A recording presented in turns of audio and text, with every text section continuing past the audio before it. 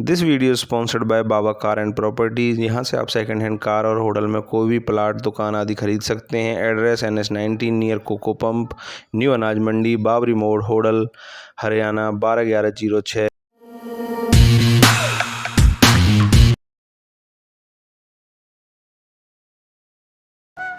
जय जय श्री राधे। स्वागत है आप सभी का ब्रज भूमि दर्शन विद राहुल चौधरी की एक और नई वीडियो में।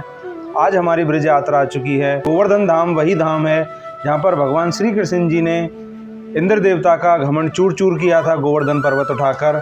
और आज हम आपको सत्संग कराने वाले हैं हमारे परम पूजनीय बाबा राधा मोहन दास जी के। पहले उनको दंडवत प्रणाम करते हैं। राधे राधे जी। क्योंकि आने वाले कार्तिक माह में यमुना मैया में स्नान और ध्यान का क्या महत्व होता है और नित्य नियम सेवा एवं इसका महत्व, और इसी के साथ साथ भगवान श्री कृष्ण जी और राधा रानी जी को कार्तिक माह इतना प्रिय क्यों है, इसके बारे में थोड़ा प्रकाश डालिए बाबा जी। पूरा संवत्सर के बीच तप का, संयम का, भजन का, दम नियम वगैरह का, साधना का 4 महीना चातुर्मास सभी संप्रदायों में, चाहे वो संन्यास मत होए चाहे वो वैष्णव मत होए, सब में चातुर्मास का बहुत उल्लेख किया गया है। 4 महीना जो भी आदमी किसी भी प्रकार से एक स्थान पर रहता है, चातुर्मास करने वाला स्थान नहीं बदलता है। ऐसे चातुर्मास सबसे ज़्यादा श्रेष्ठ है। श्रावण भादो मास वर्षा का है। तुलसीदास इसको साक्षात राम बताते हैं। राम नाम के वर्ण दो श्रावण भादो मास। राम जी के जो 2 शब्द हैं, रा और माँ, जैसे श्रावण और भादो। श्रावण भादो एक स्थान पर रह करके भजन किया, समझ लो उन्होंने राम की कृपा प्राप्त की। अब क्वार और कार्तिक का जो महीना है, तो क्वार के महीना में तो नवदुर्गा आती हैं, राधा रानी की कात्यायनी की सेवा करती हैं ब्रजगोपिकाएँ श्री कृष्ण को प्राप्त करने के लिए, और कार्तिक स्नान करती हैं। इस प्रकार से कार्तिक के स्नान में पति को प्राप्त करने के लिए वो प्रार्थना करती हैं, कृष्ण हमारे पति हो जाए, कृष्ण को हमारा पति बनाओ। इस प्रकार की भावना करके लड़कियां भी कार्तिक स्नान करती हैं। लेकिन भगवान के भक्तों के लिए तो कार्तिक का महीना नियम और सेवा का सबसे ज़्यादा श्रेष्ठ महीना माना गया है। कार्तिक के महीने में नियम सेवा में भोजन का एक आहार लेना, मध्याह्न भोजन केवल राजभोग का प्रसाद एक बार देकर ठाकुर जी को लेना, जमीन में या तख्त पर सोना, इस प्रकार के नियमों का भी पालन होता है। ये इतनी तपस्या केवल गृहस्थी हो तो, साधु संत हो, महात्मा हो तो केवल एक कार्तिक के महीना में ही यदि इस प्रकार से दिनचर्या को बदलेगा तो पूरे संवत्सर का, पूरे साल के भजन का और उसकी आत्म शक्ति का विकास होगा। और ये संसार के लिए भी पॉजिटिव एनर्जी देती है। कार्तिक का महीना ऊर्ध्वगामी है, ऊर्जा का महीना है। ये मार्गशीर्ष अगहन के महीने से पहला महीना है। अगहन का महीना साक्षात गीता में भगवान श्री कृष्ण ने अपना स्वरूप बताया है। मासा नाम मासो मार्गशीर्षो हम। महीनाओं में मैं अगहन का महीना हूँ। अगहन का महीना आ रहा है तो भगवान आ रहे हैं।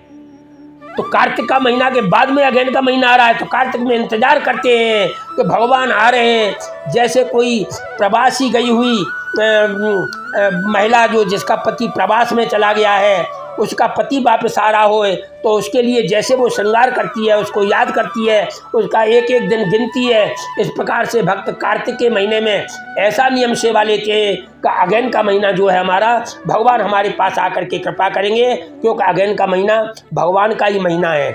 और इसमें अनेक अनेक प्रकार से यमुना जी का स्नान कार्तिक के महीना में स्पष्ट बताया गया है। पूरी तरीक़ा से यमुना स्नान करके कुमारी जो कन्याएं हैं वो भगवान जैसा पति प्राप्त करके जो हर तरीक़ा से ये लोक और परलोक को निभावे।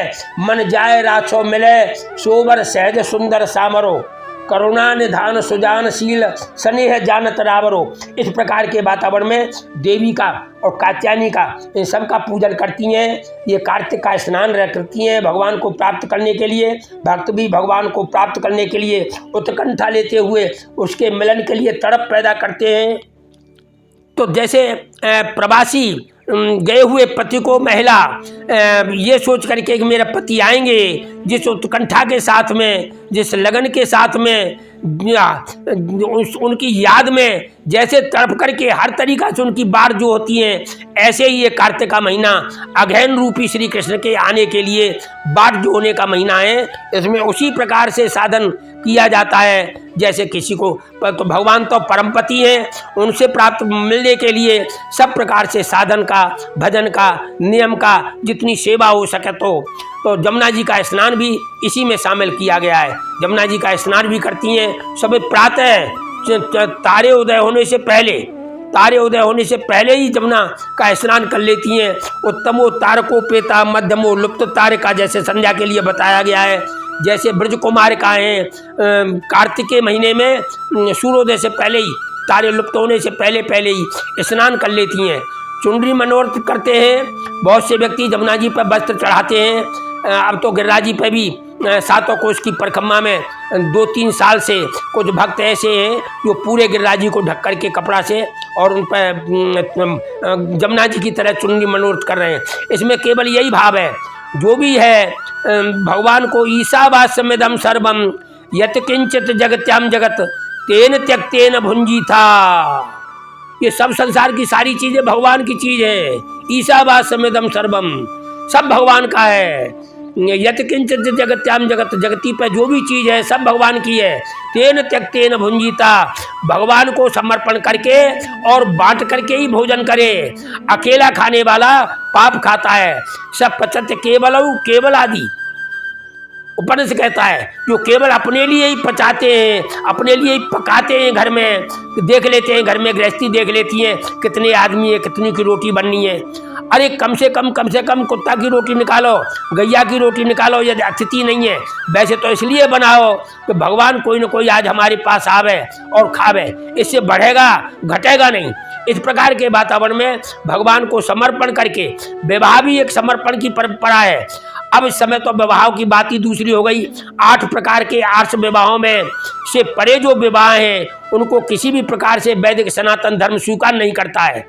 और ये जो विवाह है, अब विवाह की परंपराएं टूट गई हैं। वैदिक सनातन पद्धति से सप्तपदी के जो मंत्र हैं और वाक्य हैं उनमें एक दूसरे के प्रति समर्पित हैं।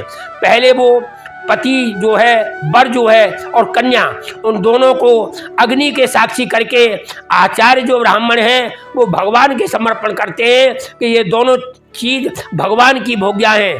पर तुम भगवान का प्रसादी लेकर के अब तुम संसार में काम का उपयोग करके इस सृष्टि को, ब्रह्मा के कार्य को, भगवान की इच्छा को बढ़ाइए और इसको आगे बढ़ाइए। इस प्रकार से हम भगवान को समर्पित करके ही विवाह होता है।